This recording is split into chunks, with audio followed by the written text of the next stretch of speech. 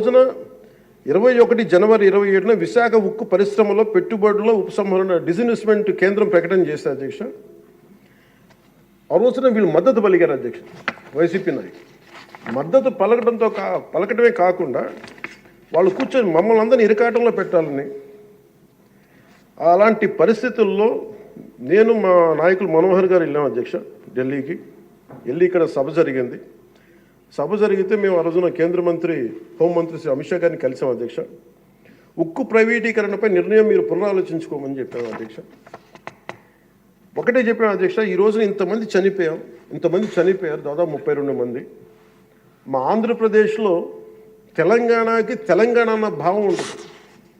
మా ఆంధ్రప్రదేశ్కి దురదృష్టం ఏంటో దౌర్భాగ్యం తెలియదు. మాకు ఎప్పుడు కులాల భావం తప్ప మేము ఆంధ్రులు అనే భావన మాకు లేదు. ఒకే ఒక్క చోట ఆంధ్రులు అనే భావం ఎక్కడ వస్తుందంటే విశాఖ స్టీల్ ప్లాంట్ ఒక్క దగ్గరే ఆంధ్రులు అనే హక్కు భావన వస్తుంది.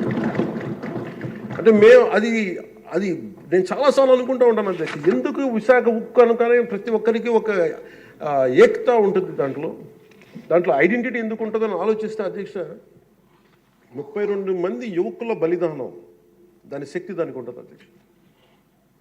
అది కదిపేస్తుంది.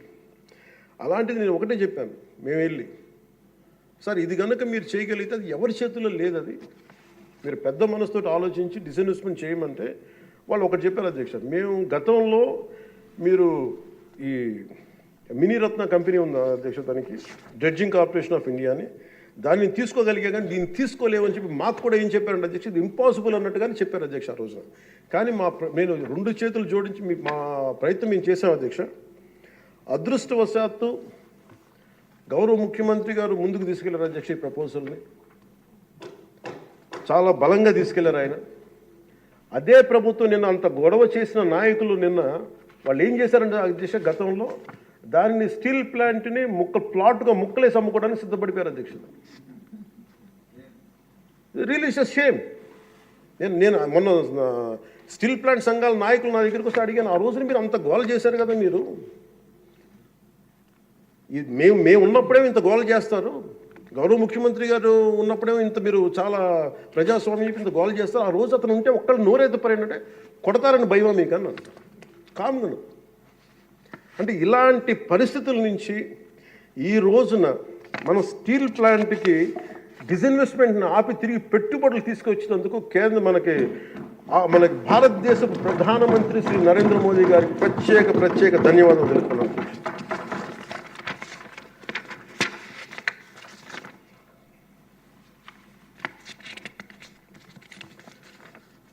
ఆ రోజు విశాఖ స్టీల్ ప్లాంట్ పరిరక్షణకి అఖిలపక్షం ఏర్పాటు చేయాలని మేము అడిగితే అధ్యక్ష, వాళ్ళకి గత ప్రభుత్వ నాయకుల్ని రాష్ట్ర ప్రభుత్వం స్టాండ్ ఏమిటో చెప్పాలంటారు. విశాఖ స్టీల్ ప్లాంట్ ప్రైవేటీకరణ జరగకుండా ఉంటే ఎలా ఆపుతారో చెప్పాలని, ఇలా కబుర్లు చెప్తే చూస్తూ ఊరుకోమని వాళ్ళకి మాట్లాడారు అధ్యక్ష. వైసీపీ నాయకులు కేంద్రం ఆ మాట వినదని చెప్పారు అధ్యక్ష. పదవులు కావాలి, బెయిల్ కావాలని అడిగితే స్టీల్ ప్లాంట్ ఎక్కడి నుంచి వస్తుంది అధ్యక్ష? కేంద్ర ప్రభుత్వం ప్రవేశపెట్టిన ప్రతి బిల్లుకి మద్దతు ఇస్తున్నప్పుడు స్టీల్ ప్లాంట్ కోసం ప్రత్యేకంగా గనులు ఎందుకు అడగలేదని వాళ్ళు నిలదీశారు అధ్యక్ష. రోజు మేము చెప్పాను, మీకు ఒక కార్యాచరణ ప్రకటించండి. మాకు ఆ రోజున ఒక ఎమ్మెల్యే, ఆ ఎమ్మెల్యే కూడా మీరు తీసేసుకున్నారు, వైసీపీకి ఉన్నారు, మీకు టీడీపీకి ఉన్నారు. ఆ రోజు 175 మంది ఎమ్మెల్యేలు, 25 మంది ఎంపీలు.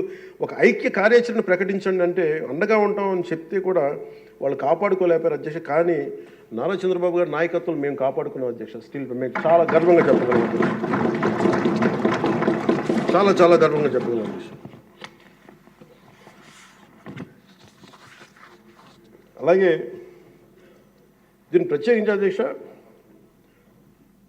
ప్రధానమంత్రి గారికి మన సభ నుంచి అందేలాగా ఆంధ్రప్రదేశ్ మన అమరావతి మన క్యాపిటల్ దగ్గర నుంచి వెళ్ళేలాగా, అక్కడికి అందేలాగా వారికి నా కృతజ్ఞతలు తెలియజేస్తాను అధ్యక్ష.